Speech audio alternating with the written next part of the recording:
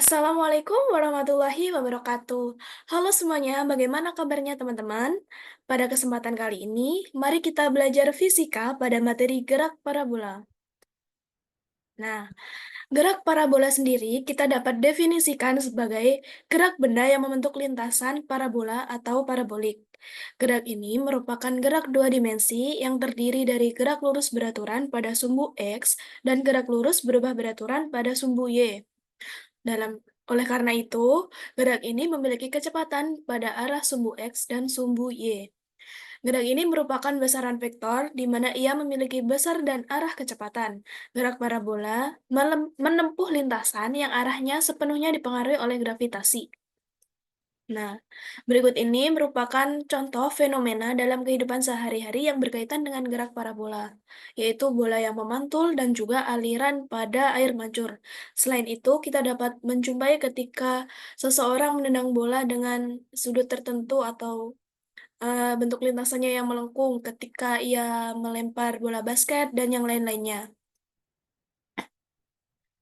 Berikut ini bentuk lintasan pada gerak parabola. Seperti yang kita lihat pada gambar, di mana gerakannya itu melengkung ya. Di sini terdapat 5 titik. Yang pertama titik A, ini sebagai titik awal, titik B dan titik D atau titik sembarang, titik C, titik puncak, dan E merupakan titik terjauh. Sudah kita singgung sebelumnya di mana komponen gerak horizontal yaitu pada sumbu X dia GLB sehingga kecepatan pada semua titik baik A, B, C, D maupun E nanti dia akan tetap dan komponen gerak vertikal GLBB pada sumbu Y yang ini. Nah, ketika ia bergerak pada sumbu A, B, D, dan E, dia akan memiliki kecepatan pada sumbu Y. Tetapi pada sumbu Y pada titik C ia akan nol, karena benda tersebut ketika sudah mencapai puncak dia tidak akan naik lagi, tapi justru akan turun. Nah, berikut ini penjabaran dari titik A. Ini kan dia yang sudutnya di sini. Pada sumbu X, dia yang dekat dengan sudut sehingga dia bernilai cos. Sedangkan pada sumbu Y, dia yang berjauhan dengan sudut, maka dia akan bernilai sin. Kita bahas satu-satu. Yang pertama, komponen gerak parabola pada titik A atau titik awal. Jika kecepatan awal V0 diuraikan pada sumbu X dan sumbu Y, maka akan diperoleh persamaan V0X, yang sebelah sini V0X sama dengan V0 cos alpha. Sedangkan pada V0Y, dia sama dengan V0 sin alpha. Nah, next, pada komponen gerak parabola pada titik B dan D, titik sembarang. Pada arah sumbu X, benda mengalami GLBB yang sebelah sini. Dengan demikian, percepatan benda pada arah tersebut 0 dan kecepatan benda pada arah sumbu X bernilai konstan. Tadi kan Vx sama dengan V0, V0. X, kemudian Vx sama dengan V0 cos alpha. Nah, bagaimana pada arah sumbu Y? Pada arah sumbu Y, percepatan benda dipengaruhi percepatan gravitasi. Pada titik B, dia akan tetap naik, pada titik D, dia akan turun. Percepatan benda dipengaruhi oleh percepatan gravitasi, sehingga kecepatan benda pada suatu titik di arah sumbu Y dinyatakan dengan persamaan Vy sama dengan V0Y min GT, Vy sama dengan nilai V0Y kita masukkan, V0 sin alpha min GT. Next, kita mencari posisi benda pada titik B dan D. Posisi benda pada arah horizontal dapat ditentukan dengan persamaan berikut, yaitu X sama dengan Vx kali T, dengan nilai Vx sama dengan V0 cos alpha kali T, sehingga nilai X sama dengan V0 cos alpha dikali T. Adapun posisi benda pada arah vertikal dinyatakan sebagai berikut. Dengan mengganti nilai V0Y dengan V0 sin alpha, kita memperoleh persamaan Y sama dengan V0 sin alpha kali T min setengah GT kuadrat. Selanjutnya mengenai komponen gerak parabola pada titik C atau titik puncak. Nah, grafiknya bisa kita lihat di sebelah kiri berikut ini. Kecepatan benda di ketinggian maksimum pada arah sumbu X dan Y dinyatakan dengan persamaan berikut. Untuk Vx sama dengan V0 cos alpha karena dia merupakan GLB, dan Vy seperti yang sudah saya bilang di bagian awal, ketika ia sudah mencapai titik tertinggi, maka dia tidak akan memiliki kecepatan untuk bergerak naik lagi, sehingga Vy sama dengan 0. Dengan demikian, waktu yang diperlukan benda untuk mencapai ketinggian maksimum adalah sebagai berikut. Vy sama dengan V0 sin alfa min GT, dengan Vy sama dengan 0, sama dengan V0 sin alfa min GT. Kemudian kita substitusi, kemudian kita pindahkan nilai min GT ke sebelah kiri menjadi GT sama dengan V0 sin alfa. Oleh karena itu, persamaan T sama dengan V0 sin alfa dikali G.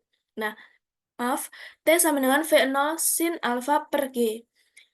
Ini merupakan persamaan untuk mencari waktu yang dibutuhkan benda dalam mencapai titik tertinggi.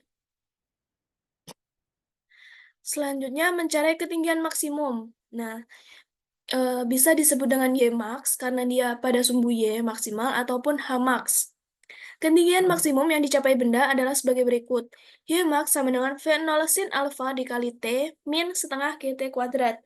Nah, kita tinggal mengganti nilai T ini dengan nilai dari T puncak, sehingga Ymax sama dengan V0 sin alfa dikali V0 sin alfa per G min setengah G V0 sin alfa per G kuadrat. Ymax sama dengan V0 kuadrat sin alfa per G min V0 kuadrat sin alfa per 2G. Sehingga Ymax sama dengan V0 kuadrat sin kuadrat alfa per 2G. Kemudian kita membahas mengenai komponen gerak parabola pada titik E ataupun titik terjauh. Nah, di sebelah sini. Waktu yang dibutuhkan benda untuk mencapai jarak terjauh itu 2 kali waktu yang diperlukan benda untuk mencapai titik tertinggi. Jadi, semisal suatu benda bergerak dari A ke titik puncak itu memerlukan 2 detik, maka untuk titik terjauh yaitu 4 detik, ataupun persamaannya bisa kita cari dengan T sama dengan 2 V0 sin alfa per G. Kemudian, bagaimana dengan jarak terjauh yang ditempuh benda tersebut? Jarak terjauhnya kan di sebelah sini, atau X max sama dengan V0 cos alfa dikali T. Kemudian kita substitusikan nilai T ini dengan nilai T terjauh atau T dalam mencapai titik terjauh. Sehingga X max sama dengan V0 cos alfa dikali 2 V0 sin alfa per G. X max sama dengan 2 V0 kuadrat sin alfa cos alfa per G. Seperti yang kita tahu bahwa persamaan 2 sin alfa cos alfa itu nilainya sin 2 alfa, kita masukkan ke persamaan X max sama dengan V0 kuadrat sin 2 alfa per G. Nah, ini merupakan rangkuman persamaan dalam mencari kecepatan awal, kecepatan tertentu, jarak tinggi, dan yang lainnya pada sumbu X dan sumbu Y. Setelah itu, kita juga diketahui bahwa kecepatan benda pada sembarang titik itu V sama dengan akar dari Vx kuadrat plus Vy kuadrat, arah kecepatan benda terhadap sumbu X, dan alfa sama dengan Vy per Vx. Kemudian ada waktu benda untuk mencapai ketinggian maksimum, T sama dengan V0 sin alfa per G, ketinggian maksimum benda, Y max sama dengan V0 kuadrat sin kuadrat alfa per 2G, waktu benda untuk mencapai jarak terjauh yaitu T sama dengan 2 V0 sin alfa per G, dan jarak terjauh yang ditempuh benda, X max sama dengan V0 kuadrat sin 2 alfa per G. Next, kita membahas latihan soal. Yang pertama, jika sebuah bola basket dilempar dengan sudut elevasi 30 derajat terhadap bidang horizontal dengan kecepatan awal 20 meter per second, berapakah besar kecepatan awal benda dalam arah sumbu X? Nah, yang diketahui, alfa sama dengan 30 derajat. Untuk V0 sama dengan 20 meter per second. Ditanyakan, hanya kecepatan pada sumbu X atau sumbu horizontal. Kemudian kita menggunakan persamaan V0X sama dengan V0 cos alfa.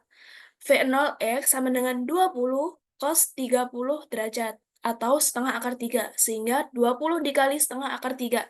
Diperoleh V0X sama dengan 10 akar 3 meter per second. Selanjutnya, contoh soal yang kedua.